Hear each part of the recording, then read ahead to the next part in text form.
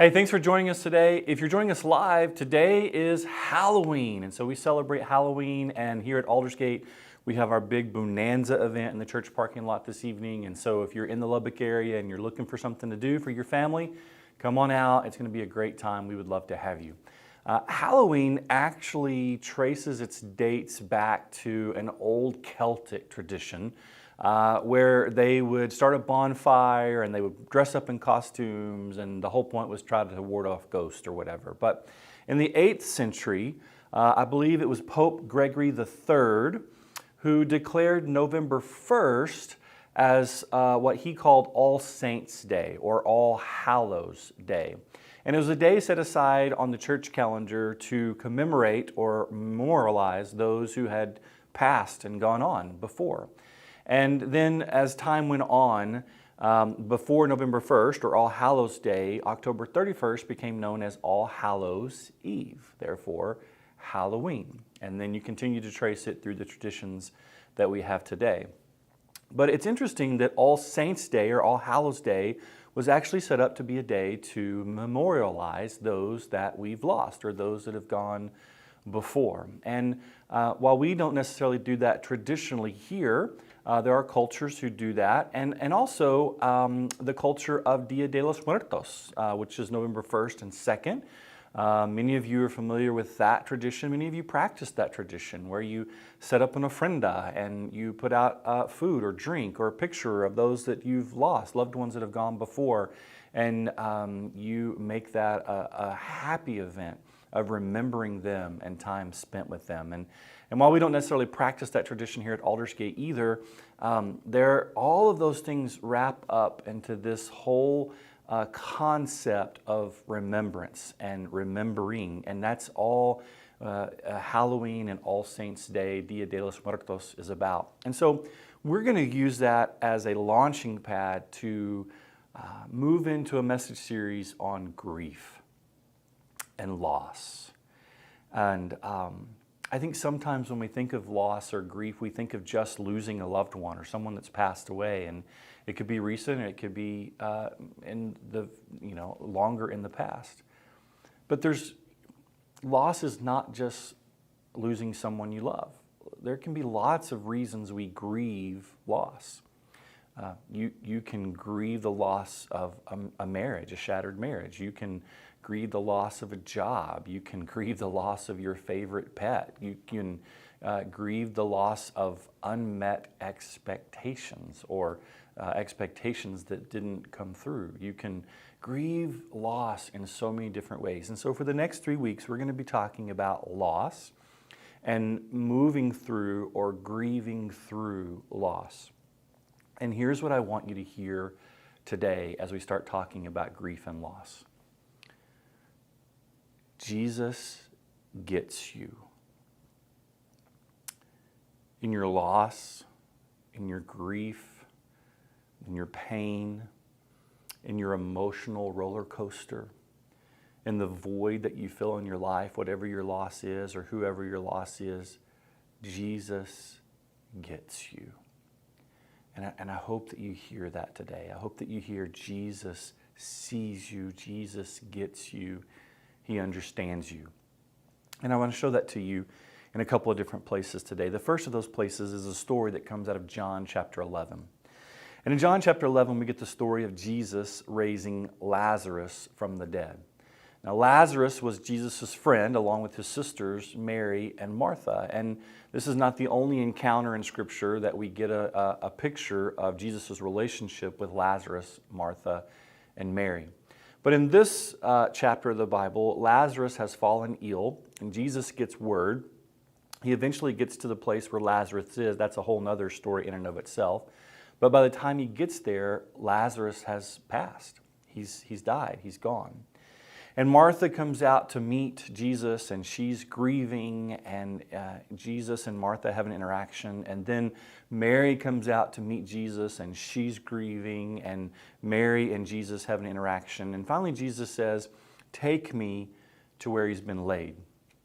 And there in John chapter 11, just verse 33, it says, when Jesus saw her weeping, referring to Mary, and the Jews who had come with her also weeping, he was deeply moved in his spirit and greatly troubled.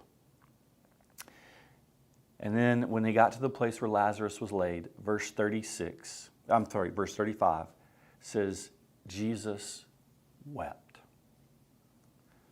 The shortest verse in all the Bible, 2 words, but perhaps some of the most powerful 2 words in all the Bible. Jesus wept. He gets you. He knows what it's like to be in that place of loss, as he himself suffered great loss. And this wasn't the only place in the Bible we see Jesus weeps or Jesus sheds tears. If we look over in Luke chapter 19, it says that Jesus wept over the city of Jerusalem. Jerusalem was the prized city of the Jewish nation, of Israel, of God's people. But it had not lived up to its potential, nor had the people lived up to their potential. And so it had fallen into demise, and Jesus wept over that demise. And so not only do you see in John chapter 11 that Jesus shed tears over loss of a loved one, but Jesus also wept and shed tears over the loss of unmet expectations. He gets you. We also see that Jesus shed tears in Luke chapter 22. That's the story of the night before Jesus was crucified on the cross, and he's in the garden and he's praying in anguish. And Scripture tells us that his sweat fell to the ground like drops of blood. Some translations will say tears of sweat fell to the ground like drops of blood. I can't help but imagine that in that anguish he was experiencing that night before he would be crucified the next day, that he shed many tears. And he knew personal loss. He so gets us in our grief. In fact, back at the tomb of Lazarus, when he wept, in verse 36, it says, "So the Jews said, 'See how he loved him,'" talking about Lazarus. That word loved in the Greek is the word phileo, which means brotherly love, that there was this bond that Jesus had with Lazarus, and he lost his friend. Now, he would ultimately raise Lazarus from the dead, but in that moment, he understood the loss. And if Jesus gave himself permission to grieve loss, how much more do we need to give ourselves permission to grieve our loss? So whatever your loss is, I'm not sure. But I guess my question would be, are you giving yourself permission to grieve your loss? If it's a loved one, if it's an unmet expectation, if it's infertility, if it's a shattered marriage, if it's a lost job, if it's a puppy you had to put down, are you giving yourself permission to grieve your loss? Jesus did. And if it's good enough for Jesus, it's good enough for me. Jesus gets you in your place of loss. And I think it's interesting that we see here in the story of Jesus and Lazarus that not only did Jesus give himself permission to grieve, not only did he weep, but he went through grief in his own way and didn't necessarily compare his grief to how someone else was grieving the situation. In fact, I can show you, I'll give you an example. When we're told that Mary came out and met with Jesus in verse 33, it says, when Jesus saw her weeping. That word there in the Greek for weeping is the word kleio. And the implication of that word in the Greek is that Mary was wailing in grief, like she was just letting it all out. In that moment, she was literally wailing in her grief, making noises that didn't make sense and tears falling at an unprecedented rate from her face. She was just literally wailing. And that word weeping in the English translation doesn't do justice to what she was doing or what she was experiencing in her grief. Contrast that with John chapter 11, verse 35, when Jesus wept. That Greek word is dakrio. And what that literally means is tears came to his eyes. So there's this contrast of Mary's wailing and Jesus' eyes watering. They were both grieving, but they were grieving in different ways, at least on the outside. And I think in your grief and understanding that Jesus gets you, you need to hear that it's important to share your grief, but not compare your grief. Grief is a journey, and we all go through that journey in different ways, at different paces, and it looks differently for all of us. Now, yes, there are some common characteristics. In the next couple of weeks, we're going to talk about those characteristics, but for the most part, grief is an individual thing. And so we need to be encouraged that if Jesus didn't compare his grief, neither do we need to compare our grief. But we also need to be encouraged that Jesus shared his grief, and so we need to share our grief. Share, don't compare. I'm going to give you a couple of encouraging ways that you can do that with us here at Aldersgate. On a couple of weeks, November 14th, we have a great event coming up on Sunday evening. It's called Surviving the Holidays. And if you're in a place of loss and you're looking at the upcoming calendar with Thanksgiving and Christmas and the dread of going through these holidays with that loss, we would invite you to come and join us on the evening of November 14th for a couple of hours of time to share your grief with others and learn how to survive the holidays as those come forward. And in fact, if you want to be part of that right now where you're at, if you would just simply reply, you can do that in the chat box, survive, if you just want to use the word survive, or you can even use the whole phrase survive the holidays, or if you want to text the word survive to 806-745-0595, we'll sign you up for that event on November 14th. And that's going to be a launching pad to a whole new experience we're going to have with Grief Share. And so that's going to launch into some meetings in December where we can share our grief together. And then even into the new year in 2022, we're going to launch a Grief Share group. And we would love for you to be a part of that because it's important for us to share our grief with one another, not compare, but to share our grief with one another. And we all go through it in different ways. We all experience different emotions. And I also just want to say at this point in the story from John chapter 11, there's no wrong emotion when you're going through grief. Next week, we'll talk more about what that looks like and kind of the stages that we bounce in and out of when we go through grief. But there's no wrong emotion. In fact, maybe I can be as bold to say there's only one wrong feeling when you're going through grief or the grief journey, and that's the feeling of if only. We need to be careful with that feeling because it can be so hard for us and frustrating for us and damaging to us. Let me show you to you in the story of John chapter 11. If you look at John chapter 11, back up in verse 21, when Martha comes to meet Jesus, when he gets there after Lazarus has died, Martha says, "Lord, if you had been here, my brother would not have died. If only you had been here, Jesus. If only I would have done this. If only she would have done this. If only he would have done this. If only, if only, if only, if only." And it's not only Martha, we see it with Mary as well. When you get down to the story where, the part of the story where Mary comes out to meet Jesus as well, she says the same thing. If you look at verse 32. "Now when Mary came to where Jesus was and saw him, she fell at his feet, saying to him, 'Lord, if you had been here, my brother would not have died. If only you would have been here, my brother would have not died.'" Can I just say, I think that's the only feeling we need to try to get away from when we're moving through the grief journey, because Jesus encouraged Martha and Mary in that feeling that he was bigger than that. Jesus gets you. He understands you. He feels your loss. I'm going to take you to one other place. I'm going to take you to the Old Testament, actually, to Isaiah chapter 53. And I want to show you how much Jesus really gets you in your loss and in your grief. In Isaiah chapter 53, we actually read about Jesus. So this is an Old Testament prophecy about Jesus.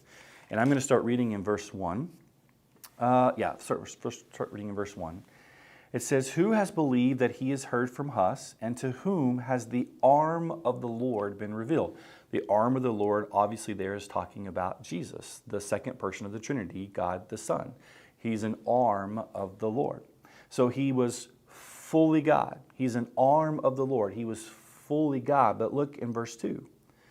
"For he grew up before him like a young plant and like a root out of the dry ground." He was also fully human. He was just like us. He grew up just like we did. While he was fully God, he was fully human. And watch, he had no form or majesty that we should even look at him, and no beauty that we should desire him. Jesus was just like us in his humanity. He gets us. He understands us. And watch, he was despised and rejected by men, a man of sorrows, acquainted with grief. That literally means a man of pain who knew grief, who knew loss. Jesus gets you because he also knew the pain of loss, and he knew it well. If we keep reading in Isaiah chapter 53, "And as one from whom men hide their faces, he was despised, and we esteemed him not. Surely he has borne our griefs and carried our sorrows." He's literally, this is what it literally means, he's literally carried our loss, and he grieves with us. He so gets us in our loss. Verse 5, it gets better. "He was pierced for our transgressions, crushed for our iniquities. Upon him was the chastisement that brought us peace." Listen, mic drop. "With his wounds we are healed." There's two words here. When we talk about the word grief in the Hebrew, it's this word that indicates just being worn out, just being exhausted with grief, the suffering that we've carried, and all the emotion and all the weight that goes with moving through the grief journey. And the prophet Isaiah tells us Jesus gets that. He felt the same exact thing. And not only did he feel it, he carries our exhaustion. He carries our being worn out. He carries everything that we experience as we move through loss and the grief journey. And then the prophet Isaiah contrasts that with this word when he says, "By his stripes we are healed." The contrast is the word healed. And here's what that means. It means to be made whole in spirit, body, and mind.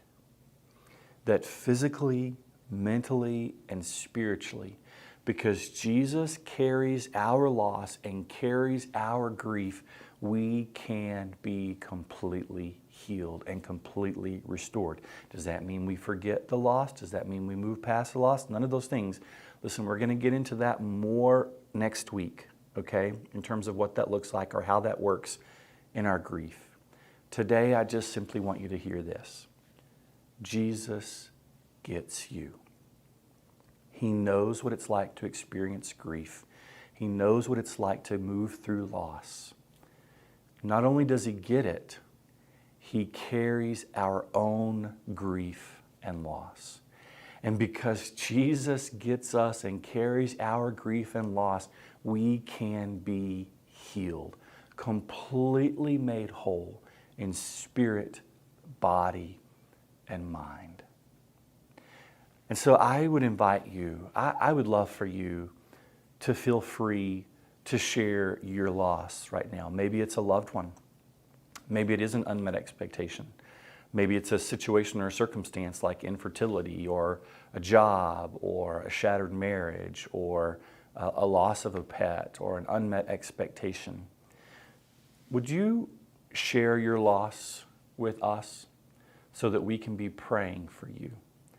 And you can do it right now in the chat box. Again, you can use that text number, 806-745-0595, and just text your loss to us. I would personally love to be praying over your loss. I would personally love to be praying over your grief journey. And I would love to know where you're at so that I can more specifically help address some of those things as we move through this message series.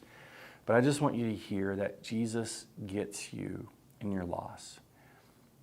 Jesus grieved, and we all have to grieve. We all grieve differently. We need to share it, but we don't have to compare it and think that, oh, we're not doing as well as someone else, or we're not doing it exactly right.